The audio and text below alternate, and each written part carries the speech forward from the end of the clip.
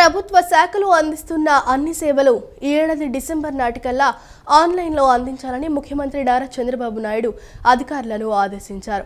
WhatsApp governance మన మిత్ర పరిధిలోకి అన్ని సేవలు తీసుకువస్తే ప్రజలకు ప్రభుత్వ కార్యాలయాల చుట్టూ తిరిగే పని ఉండదని స్పష్టం చేశారు.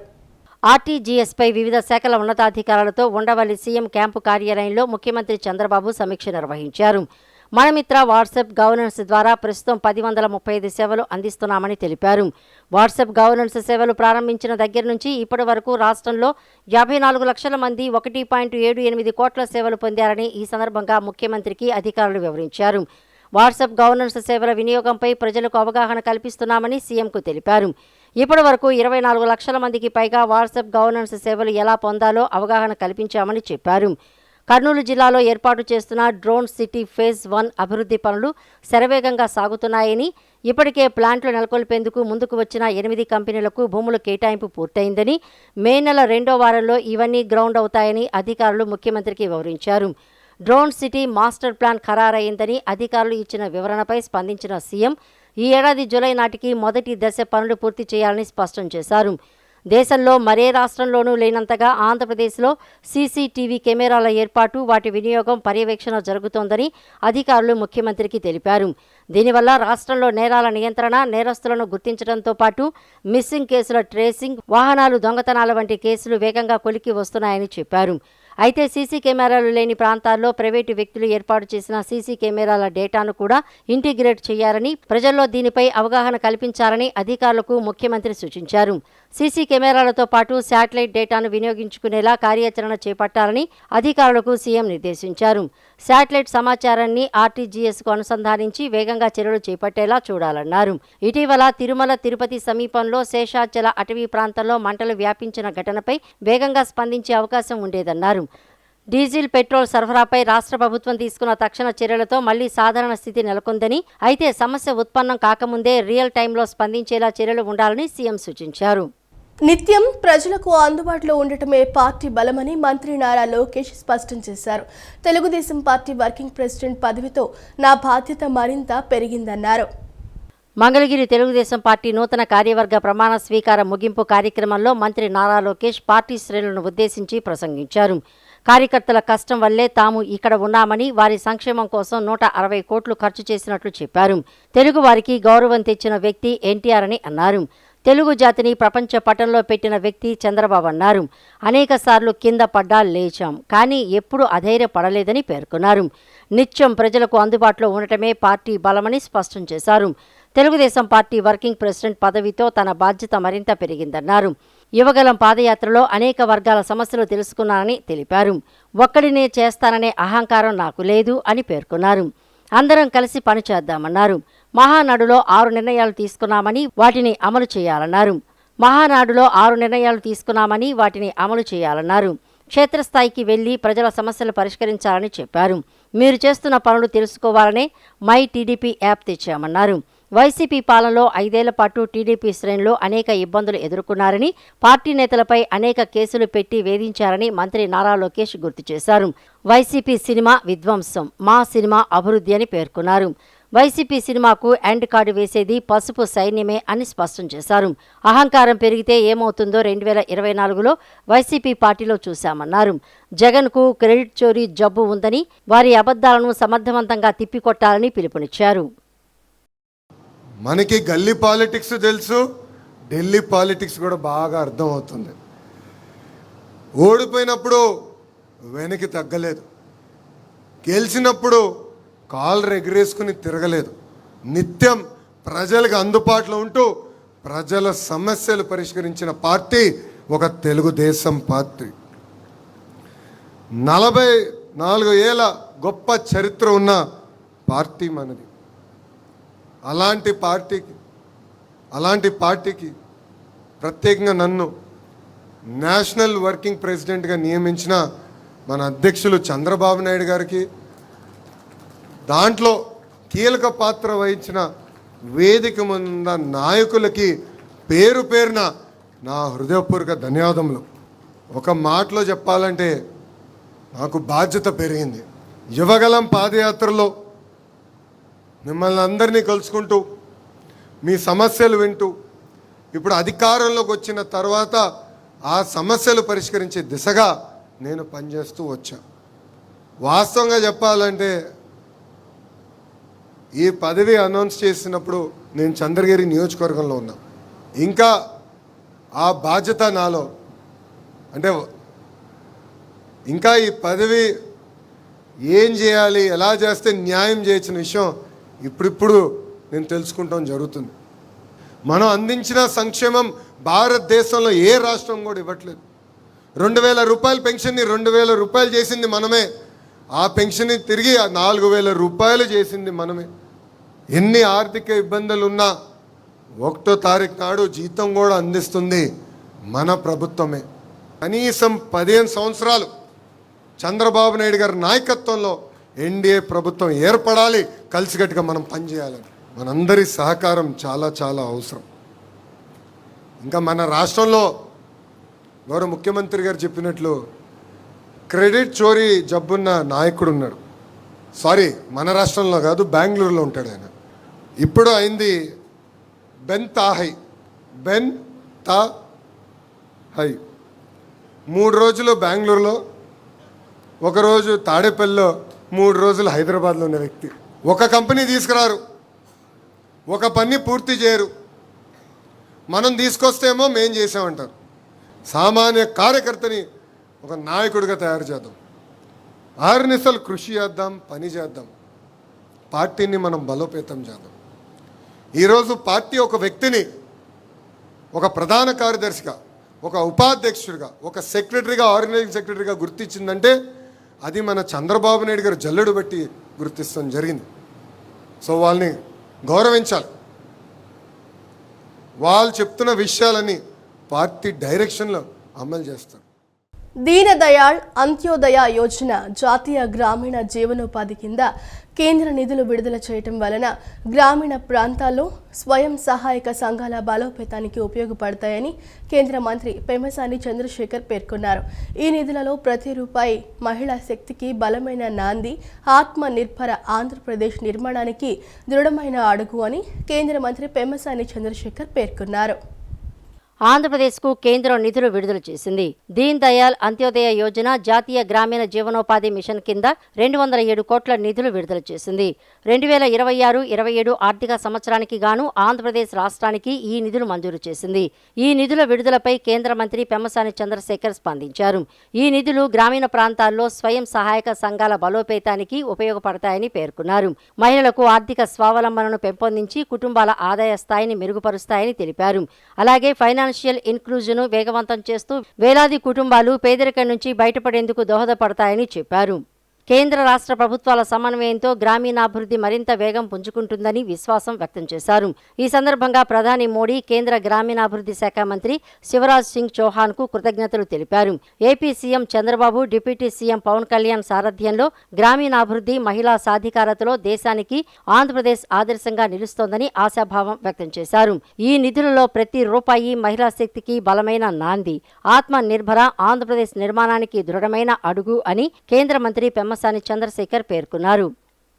ఏపీలో 10వ తరగతి పరీక్ష ఫలితాలు నేడు విడుదల కానున్నాయి. ఈ మేరకు విద్యా, ఐటీ శాఖల మంత్రి నారా లోకేష్ ఎక్స్ ఖాతాలో పోస్ట్ చేశారు. ఉదయం 11 గంటలకు ఫలితాలు విడుదలవుతాయని మంత్రి వెల్లడించారు.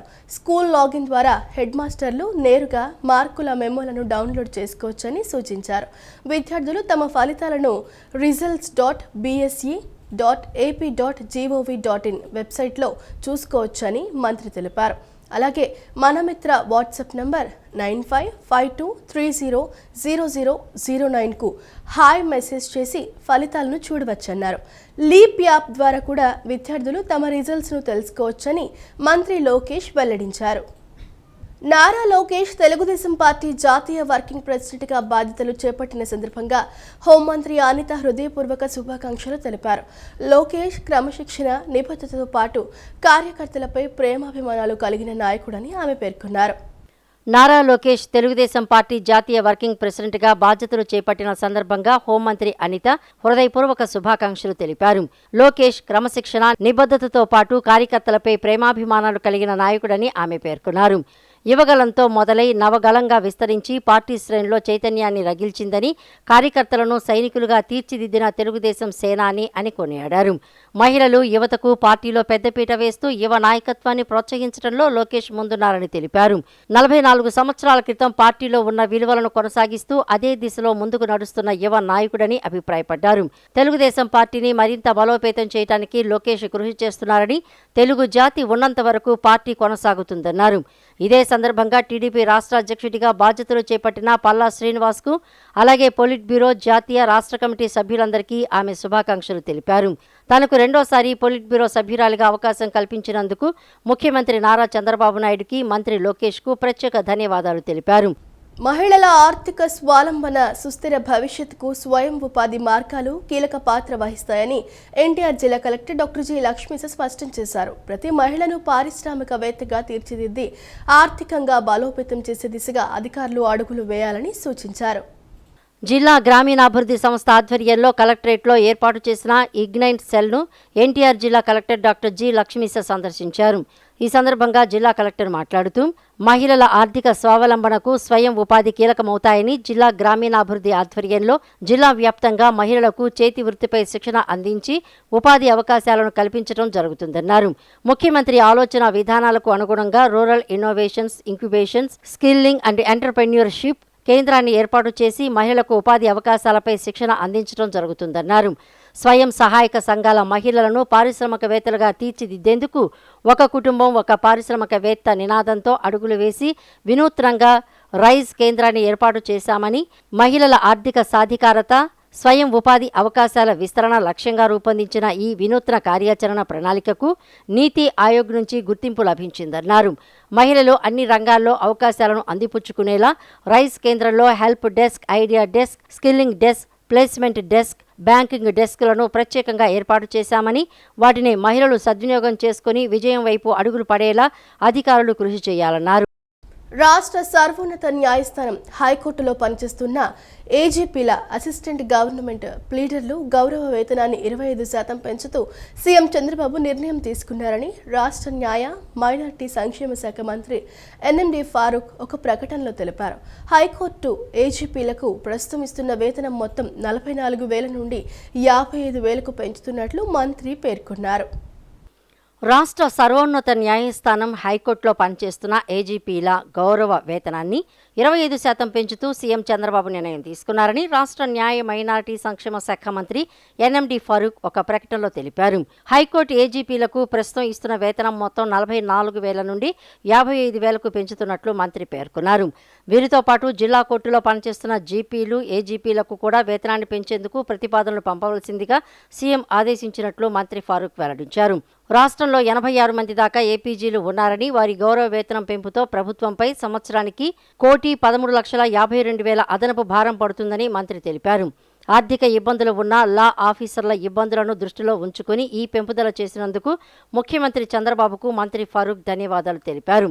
గౌరవ వేతనం పెంపుదలకు కృషి చేసిన న్యాయశాఖ కార్యదర్శి ప్రతిభాదేవిని అభినందిస్తూ జిల్లా కోర్టుల్లో జీపీలు, ఏజీపీలకు కూడా గౌరవ వేతనం పెంపుదలను వర్తింపచేయడానికి వెంటనే ప్రతిపాదనలు సిద్ధం చేయాలని మంత్రి ఫారూక్ ఆదేశించారు. రోగాల ముందస్తు నివారణ చర్యలకు ప్రాధాన్యతనిస్తూ వ్యక్తుల ప్రస్తుత ఆరోగ్య పరిస్థితిని అంచనా వేసేందుకు సమగ్ర వైద్య పరీక్షలు చేపడతామని ముఖ్యమంత్రి చంద్రబాబు ఇచ్చిన హామీ అమలు దిశగా వైద్య ఆరోగ్య శాఖ ప్రధాన నిర్ణయాన్ని తీసుకుంది. 104 సంచార వైద్య వాహనాల ద్వారా సాలిన 162.72 కోట్ల వ్యయంతో గుర్తించిన ప్రతి వ్యక్తికి 47 రకాల వైద్య పరీక్షలు చేపట్టే పథకానికి వైద్య ఆరోగ్య శాఖ మంత్రి సత్యకుమార్ యాదవ్ ఆమోదం తెలిపారు. రోగాల ముందస్తు నివారణ చర్యలకు ప్రాధాన్యతనిస్తూ వ్యక్తుల ప్రస్తుత ఆరోగ్య పరిస్థితిని అంచనా వేసేందుకు సమగ్ర వైద్య పరీక్షలు చేపడతామని ముఖ్యమంత్రి చంద్రబాబు ఇచ్చిన హామీ అమలు దిశగా వైద్య ఆరోగ్య శాఖ ప్రధాన నిర్ణయాన్ని తీసుకుంది. 104 సంచార వైద్య వాహనాల ద్వారా సాలీన 162.7 కోట్ల వ్యయంతో గుర్తించిన ప్రతి వ్యక్తికి 47 రకాల వైద్య పరీక్షలు చేపట్టే పథకానికి వైద్య ఆరోగ్య శాఖ మంత్రి సత్యకుమార్ యాదవ్ ఆమోదం తెలిపారు. ఎన్సీడీ సర్వేలో వివిధ జబ్బుల పాలైన లేదా అవకాశమున్న వారిగా గుర్తించిన వారితో పాటు సంక్షేమ విద్యా వసతి గృహాల్లో ఉంటున్న విద్యార్థులతో కలిపి ఏడాదికి 56,40,000 మందికి ఒక్కొక్కరికి 47 రకాల పరీక్షలు చేస్తారు. జబ్బులకు గురైన వారికి చికిత్స అందిస్తున్న ప్రస్తుత విధానానికి భిన్నంగా పౌరుల ప్రస్తుత సమగ్ర ఆరోగ్య పరిస్థితిని వివిధ పరీక్షల ద్వారా మదింపు చేసి తద్వారా రోగాలను నివారించే దిశగా తగు చర్యలు చేపట్టాలని ముఖ్యమంత్రి చంద్రబాబు నాయుడు పలు సందర్భాల్లో వైద్య ఆరోగ్య శాఖను ఆదేశించారు.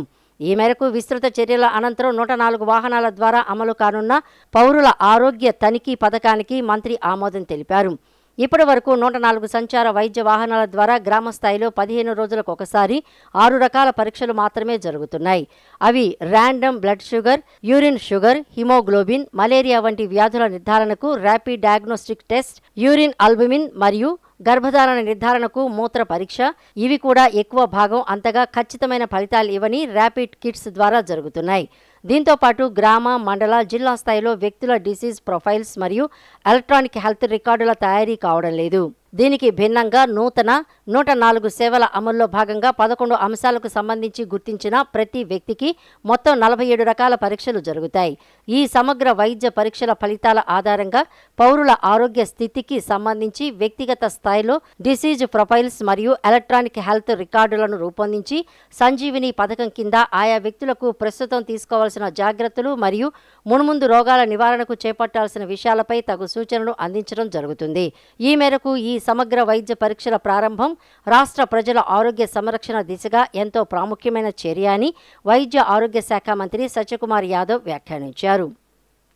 విజయవాడ ఇంద్రకీలాద్రిపై కొలువైన శ్రీ కనకదుర్గమ్మ వారిని మానవ హక్కుల commission chairman justice Mandadi Sitarama Murthy కుటుంబ సమేతంగా దర్శించుకున్నారు. అంతకుముందు ఆలయానికి విచ్చేసిన చైర్మన్ దంపతులకు ఆలయ ఈవో వికే సీనా నాయక్, అధికారులు మరియు వేద పండితులు సాంప్రదాయబద్ధంగా స్వాగతం పలికారు. అనంతరం అమ్మవారిని దర్శించుకుని ప్రత్యేక పూజలు చేశారు.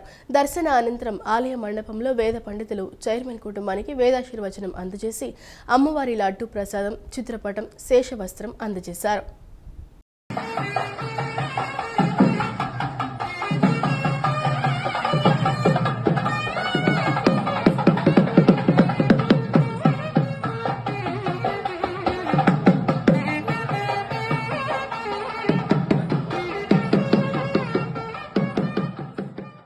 గత వైసీపీ ప్రభుత్వ హయాంలో సెక్కి ద్వారా సౌర విద్యుత్ కొనుగోలు ఒప్పందం అక్రమమని చెప్పిన ముఖ్యమంత్రి దాన్నే కొనసాగిస్తున్నారని సిపిఎం రాష్ట్ర నాయకులు సిహెచ్ బాబురావు విమర్శించారు.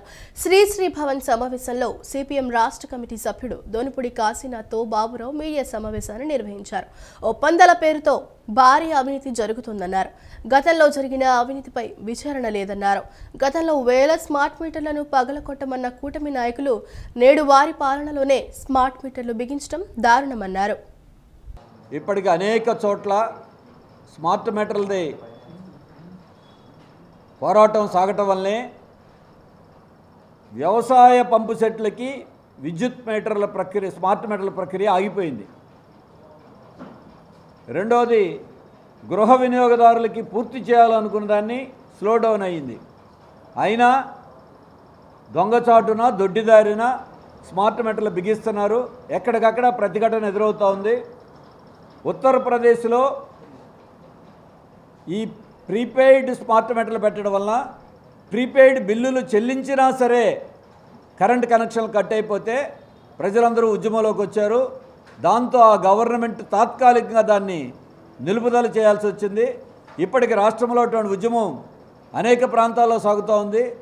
అనేక ప్రాంతాల్లో ప్రతిఘటన కూడా ఎదురయ్యింది. రాబోయే కాలంలో కూడా ఇది ప్రజలందరూ అప్రమత్తంగా ఉండి ఇంటింటా స్మార్ట్ మీటర్లని వ్యతిరేకించాలి. మంత్రి గారు ప్రకటన చేశారు, స్వచ్ఛందంగా తప్ప బలవంతంగా మేము పెట్టమని. కానీ బలవంతంగానో మభ్యపరిచో పెట్టడానికి ప్రయత్నాలు చేస్తున్నారు. అయినా ప్రజలు ప్రతిఘటిస్తున్నారు. ప్రతిపక్షంలో ఉన్నప్పుడు స్మార్ట్ మీటర్లను పగలగొట్టడం లోకేష్ గారు పిలిపించారు. ఇవాళ వాళ్లే బిగిస్తున్నారు. మాట తప్పింది స్మార్ట్ మీటర్ల విషయంలో. అందుకే వినియోగదారులు, ప్రజలు అప్రమత్తంగా ఉండి ఈ స్మార్ట్ మీటర్లని ఎదుర్కొనే ఉద్యమం కొనసాగించాలి. ఈ సృష్టిలో కన్నతండ్రి ప్రేమ కంటే గొప్ప ప్రేమ మరొకటి లేదనే వాస్తవాన్ని ఓ తండ్రి నిరూపించారు. తన ప్రాణాలు సైతం పణంగా పెట్టిన తన కుమారుణ్ణి కాపాడిన ఆ దృశ్యం అందరి మనసులను హత్తుకుంది. బంగ్లాదేశ్లో ఒక తండ్రి కింద పడిపోతున్న తన కొడుకును కాపాడటం కోసం తన ప్రాణాలను సైతం పణంగా పెట్టి కదులుతున్న రైలు నుంచి దూకాడు. మృత్యు ముఖం నుంచి తన కొడుకును కాపాడిన ఈ సూపర్ హీరోకి స్థానిక ప్రజలతో నెటిజన్లు సెల్యూట్ చేస్తున్నారు. ఇద్దరు క్షేమంగా బయటపడటం అద్భుతంగా ఉంది. తండ్రి చూపిన ఈ నిస్వార్థ ధైర్య సాహసాలు కన్న తల్లిదండ్రుల ప్రేమ గొప్పదని మనకు గుర్తు చేస్తున్నాయి. వేసవి కాలంలో మొక్కల సంరక్షణ చర్యలు చేపట్టాలని నగరపాలక సంస్థ కమిషనర్ ధ్యానచంద్ర అధికారులకు సూచించారు.